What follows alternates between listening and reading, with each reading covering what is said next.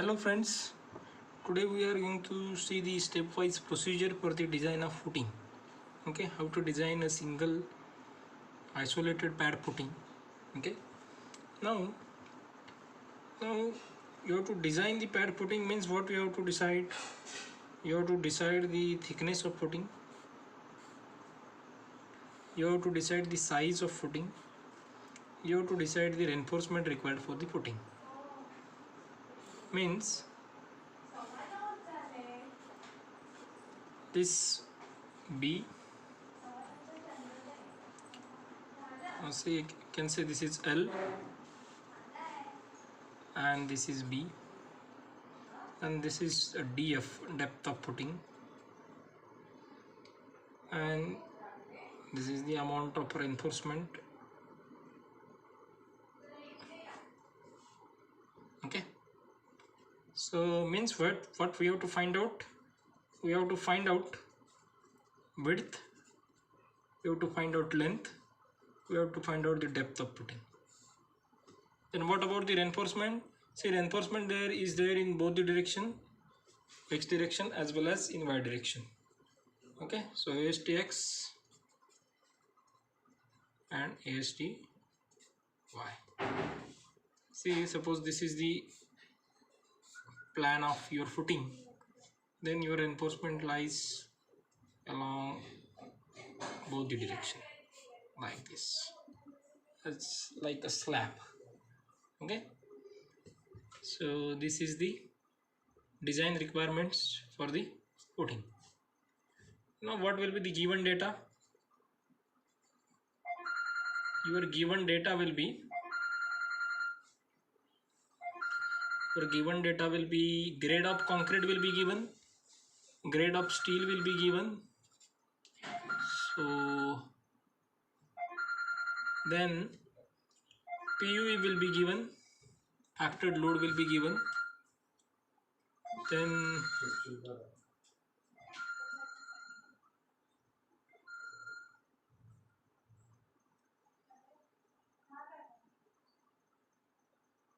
width of column will be given and depth will be also given, depth of column. Okay, means size of column, you can see size of column will be given, so that you have to decide whether the column or footing has to be designed as a rectangular or square. Okay, so these are the given parameters: FCK, FY, PU, then width of column, depth of column. Okay, now how to proceed with the design? One more parameter will be given, that is safe bearing capacity of the soil, SBC. Okay, so now step number 1 is calculate total load acting on the foundation.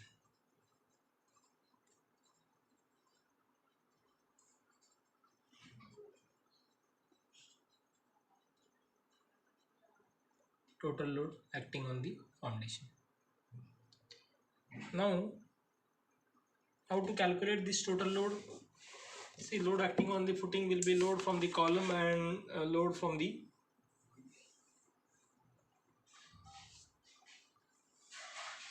self weight of a footing. Okay, so self weight of footing is taken as 10% of total load acting on the column. Okay, so self weight of footing is taken as 10% of the load acting from the column. Let us say P is the load acting on the column, then so total load will be equal to PU plus self weight. PU plus self weight. So PU is given, so load on the column, load from the column, you can say it is as PU. Okay, and please do not write it as a PU. I will write it as a P because it is total load, not factored. So P plus self weight. Self weight will be 10%, means 10% of P means 10 divided by 100 P plus P. So this will become 1.1 P. So total load 1.1 p. Okay, now next,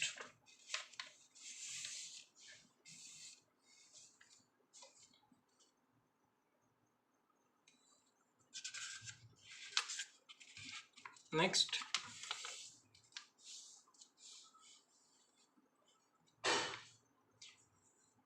step number 2, we have to fix the area required for the footing, required area of footing. So it's simple, total load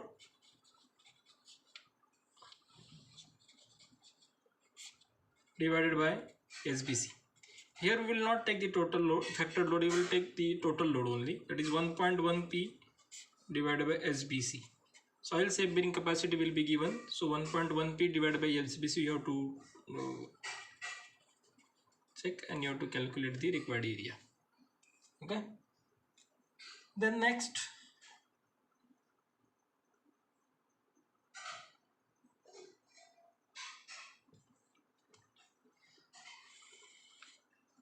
third, you have calculated the required area. Now you have to fix the sizes, fix the size of footing.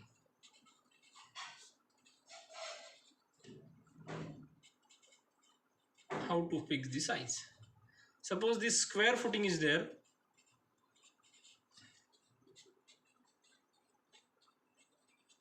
so size will be square root of required area.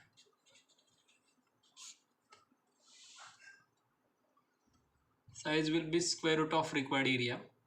But if the rectangular footing is there having equal projections on both sides, so in that case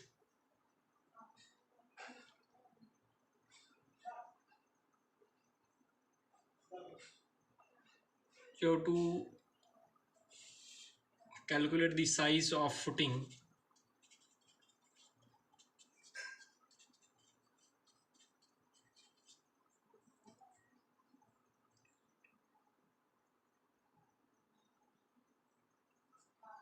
as, see, let us say this is length of footing, and let us say this is width of footing,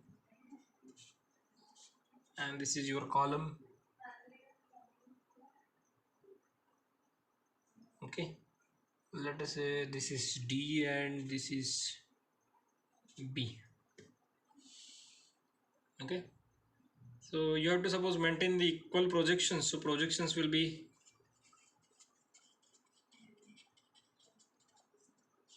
LF minus D whole divided by 2 and BF minus B whole divided by 2.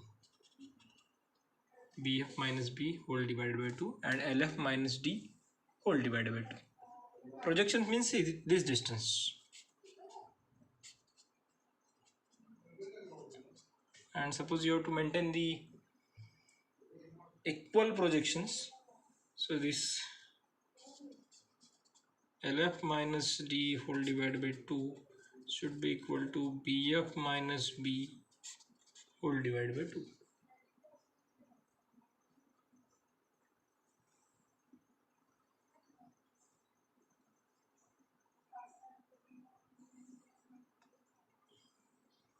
Okay, so B is there and D is also there.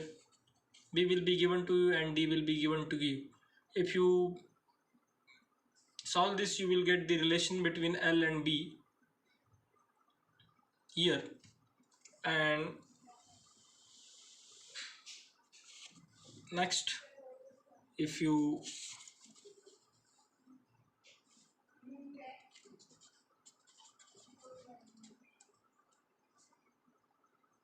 substitute that relation in this equation, that is A required is equal to LF into BF. आता तुम्हाला इथे LF ची value in terms of BF मिळेल, जी value मिळेल ती तुम्हाला इथे substitute करायची, and you have to calculate LF and then you have to calculate the BF.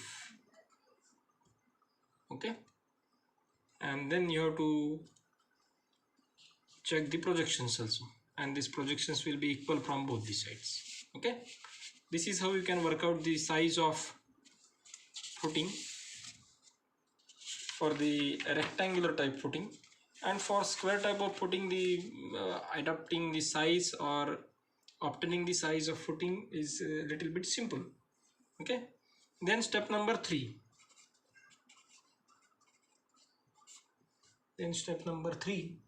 Okay, is calculating the upward soil pressure. Calculating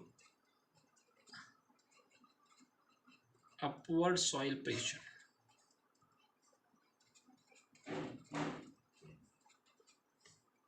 Calculating the upward soil pressure. How to calculate this upward soil pressure? Upward soil pressure means, see what, this is the footing. Okay, this will act, transfer the load to soil. Similarly, soil will also oppose the load uniformly, and it will transfer the load in upward directions. Okay, so that is your upward soil pressure. That is your upward soil pressure. See, failure of footings is observed like this. Generally J footing fail होतात ते असेच fail होतात. त्याच्या मागचं कारण काय, हा मधला पोर्शन इथे प्रेस केला जातो आणि हे अपवर्ड सॉइल प्रेशरमुळं साईडचे जे कॅन्टिलिव्हर प्रोजेक्शन्स असतात ते बेंड होतात. Okay, so upward soil pressure maintains plays an important role in design of footing. Okay, how to calculate such upward soil pressure is simple. That is, W is equal to PU, that is total load from column, divided by AF, area of foundation provided, not required. Now this AF is actual LF multiplied by BF. Means sometimes you round up the values. Suppose the value obtained from the step number 2 for LF is, let us say, 405 or 403 point something, you will round up this value to 410. Similarly for BF, if you round up the value to the nearest digit, which is which dimension is easier to have for more. Okay, so this rounded off values you have to substitute here. That is final values of LF and BF, and you have to calculate the required area, and you have to substitute that value in AF equation of W, where PU divided by AF. Now here PU is the factored load from the column and AF is the required area. Here I have not taken the total load acting from the self-weight of foundation. Okay, load acting from the self-weight of foundation, that is your WU. Okay, next step is, now see, we have calculated the two outputs. We have till now we have calculated two outputs, that is BF and LF.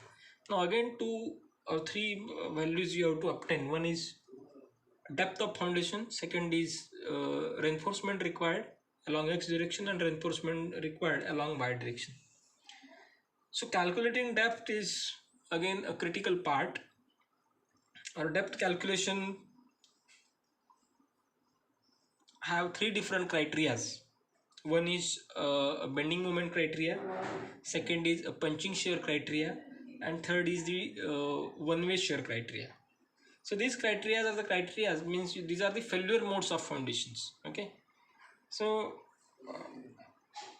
the footing or isolated footing may fail due to the bending moment, isolated footing may fail due to the one-way shear, or isolated footing may fail due to punching shear. Okay, so one by one we will see. First of all, we will see the bending moment acting on the footing. So how the bending moment acts on the footing? See, this is the footing cross section, and this is your upward soil pressure acting on the footing. Now if you see this cross section of the or edge of the column, and if you consider this part, okay, you will see this will acting as a cantilever slab, or you can simulate this situation as a cantilever slab situation, and this is WU. And if you calculate the bending moment at this location, this will become, this is your cantilever projection, let us say CX. cantilever projection along x direction. So this moment will become mx will be equal to w u into cx square divided by 2. Okay, w into cx square divided by 2. If you consider the same along y direction, and let us say this is projection along y direction. If you have designed the footing as a rectangular footing, so with the equal projections, this cx and cy will be same. But if you have designed the square footing but with the unequal projections, this cx and cy, means projection along x direction and projection along y direction, will be different. Okay, so in that case also here my will become w into cy square divided by 2. W into cy square into 2. So sometimes few students may have confused what is cx and what is actually cy means. So this is the projection. Let us say this is x direction and this is y direction and this is your column. Now this is cx, projections in x direction, and this is cy. If your column is having equal projections, then cx and cy will be same, then mx and my will be same. But if your column is having different projections, projection in x direction as well as projection in y direction is not same, in that case you have to calculate mx and my.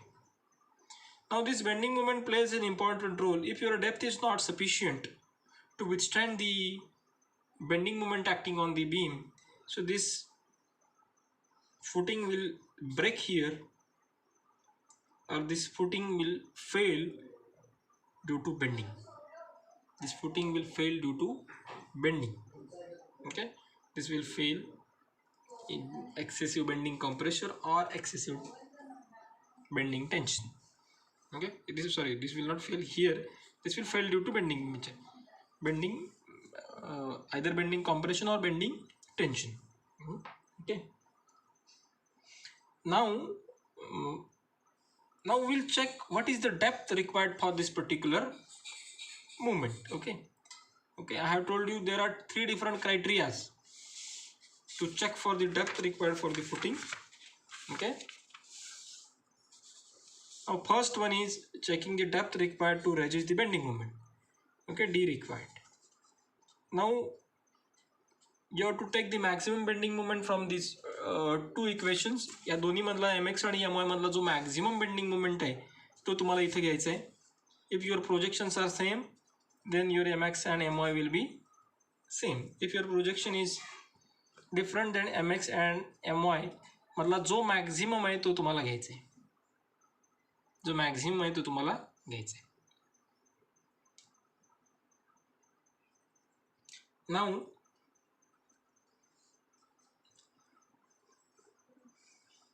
how to check this depth? See, simple, our singly reinforced formula, that is D is equal to under root mx or my, or I will write here as a m max, या दोन्ही मधला जो maximum आहे तो, as RB. RB means your 0.133 FCK BD square, 0.133, 0.138 or 0.146 FCK. Okay, it depends upon the grade of concrete. If your grade of concrete is Fe415, then R will be 0.138 FCK. If your grade is 250, then your 0.146 FCK. And if your grade is Fe500, then 0.133 FCK. Okay, this is your simple singly reinforced formula. जो आपला आहे तोच इथे येणार आहे, काही वेगळा formula नाही आहे. This is your D required. आता इथं काही पुस्तकात तुम्हाला dx आणि dy असं वेगवेगळ्या डेप्थ तुम्हाला काढलेल्या दाखवतील, पण ते dx आणि dy असं काही काढत बसायचं नाही आहे.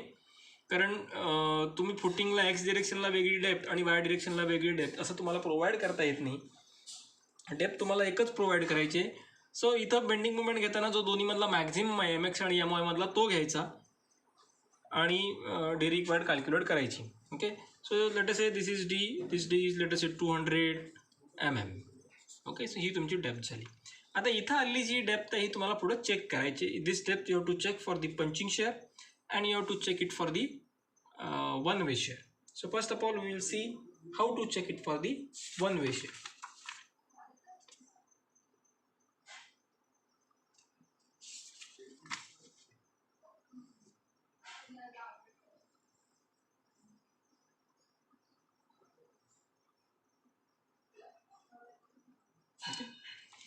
Now one way share means, so critical plane for the one way share is taken at a distance d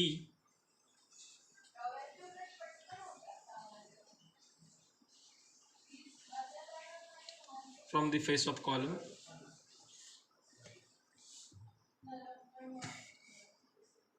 Okay, so one way share म्हणजे अपवर्ड सॉइल प्रेशर मुळे जे काही असेल, लेट अस सी हे तुमचं फुटिंग आहे आणि ह्या अपवर्ड सॉइल प्रेशरमुळं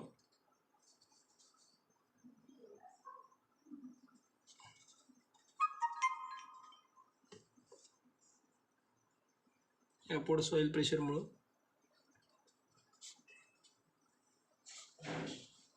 at a distance d, this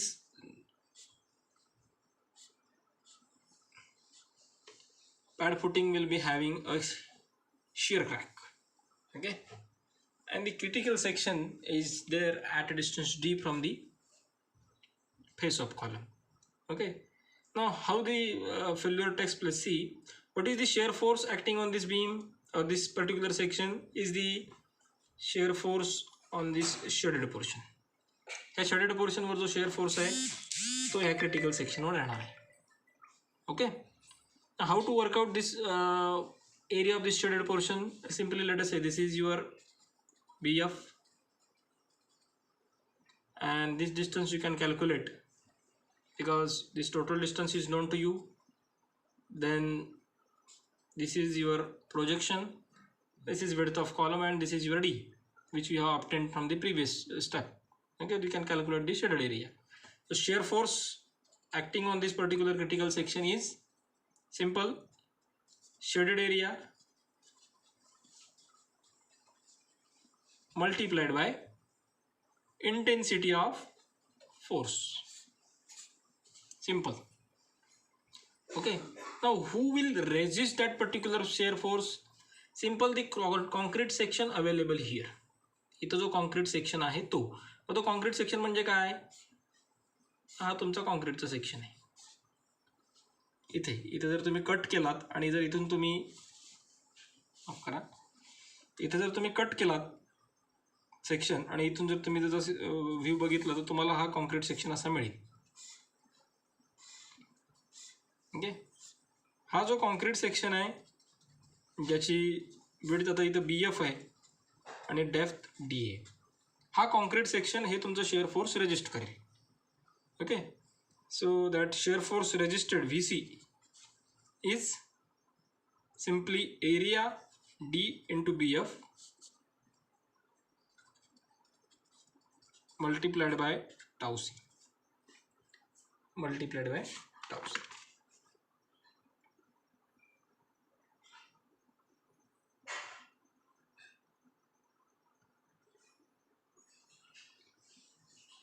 Okay, so tau C is the shear force resisted by the concrete. Tau C is the shear force resisted by the concrete. Now you have to compare the shear force acting on the critical section and shear force resisted by this critical section. If this shear force, I will write it as a VU. If this VU means shear force acting is less than VC, your design is safe. If your VU is greater than VC, design is unsafe. Increase the area. Increase the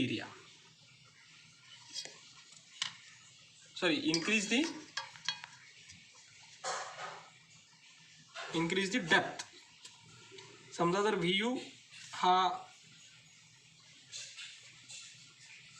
VC पेक्षा मोठा आहे म्हणजे काय आहे, VC लहान आहे आता जर आपल्याला VC ची व्हॅल्यू इन्क्रीज करायची आहे, so obviously you have to increase this value D into BF, because tau C depends upon the grade of concrete. So this D value you have to increase. If you increase the D, your VC value increase, and VC value will increase, then this condition can be satisfied that VU is less than VC. Okay. Now this is about the one-way shear. This is about the one-way shear. What about the punching shear, two-way shear?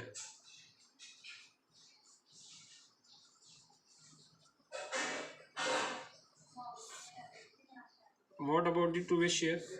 So critical section acting on the beam, two-way shear means punching shear, and critical section for punching shear is D by 2.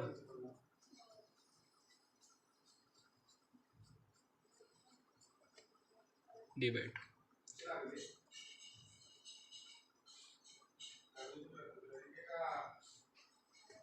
Okay. आता बघा इथे share force कुठला येणार आहे, तर ह्या shaded एरियावरचा जो WU आहे त्याच्यामुळं क्रिएट होणारा शेअर फोर्स, आणि शेअर्स रेजिस्ट कोण करणार आहे, तर हा जो सेक्शन आहे, हा सेक्शनची पेरिफेरी मल्टिप्लाइड बाय D. म्हणजे काय, shear force will become again WU into shaded area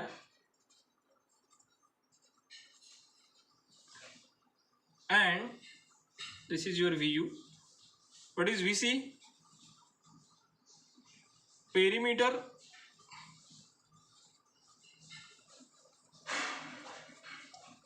of footing of a critical section, you can say,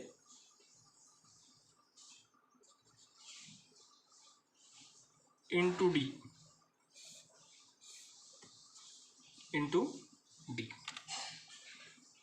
multiplied by tau C. Again here, if your VU value is less than VC, design is safe. If your VU value is more than VC, design is unsafe. Again इथं तुम्हाला VC unsafe आले म्हणजे काय करायला लागेल, डेप्थची value वाढवायला लागेल. आता पंचिंग शेअर हे अगदी कॉमन शेअर फेल्युअर आहे, त्यामुळे हाच एक तुमचा सॅटिस्फाय व्हायलाच हवा पंचिंग शेअरचा. ओके. पंचिंग शेअर झालं म्हणजे काय झालं, तर ज्या ठिकाणी कॉलमचं लोकेशन आहे त्याच्या आजूबाजूला डिस्टन्स D पासून शेअर क्रॅक तयार होतो, आणि आजूबाजूचं तुमचं जे म्हणजे ह्याच्या पुढचं हे जे कॉन्क्रीट आहे, आणि या पेरीला तुमचा शेअर क्रॅक तयार होतो. Okay. So this is called edge punching shear. So you have to check the depth for three criteria. One is bending moment, second is one-way shear, and third is two-way shear. Okay. Next is calculation of reinforcement.